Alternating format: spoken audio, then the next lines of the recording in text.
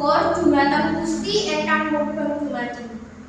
Awit ngantos samenika kita sedaya taksih dipun paringi kabeges warasan saha kamulyan. Saengga kita sedaya saged makampal wonten mriki tanpa alangan setunggal punapa-punapa.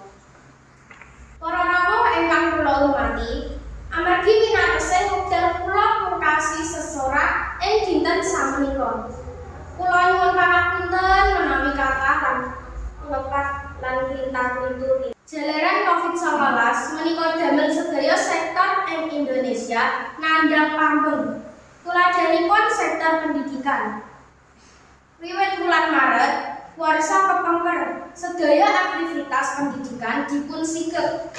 Babagan kasebet damel pasinaonan lare-lare kasendhet.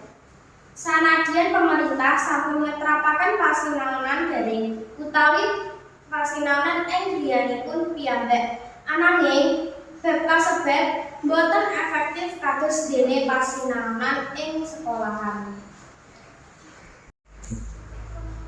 Para rawuh ingkang kamulyakaken, pemerintah sampun ngepiyakaken kebijakan gangsal M lan wajib vaksin.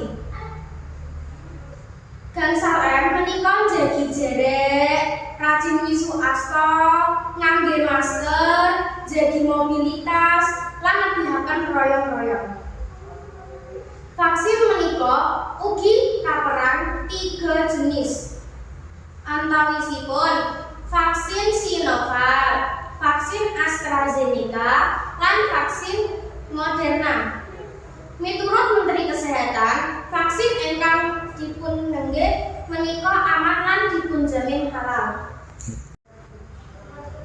Tumindak menika boten namung kebijakan saderma, ananging kebijakan ingkang kedah katindakaken supados negara Indonesia enggal dipuntepihaken saking sesakit Covid-19. Mila panjenengan sami enggal-enggal vaksin ing papan ingkang sampun kasediaaken, supados kita sedaya saged aktivitas normal malih. Para rawuh ingkang kula hormati, amargi winatosing wekdal kula pungkasi sesorak ing dinten sapunika. Kula nyuwun pangapunten menawi kathah lepat lan klintah-klintunipun atur ingkang boten trep ing panggalipun panjenengan. Wassalamualaikum warahmatullahi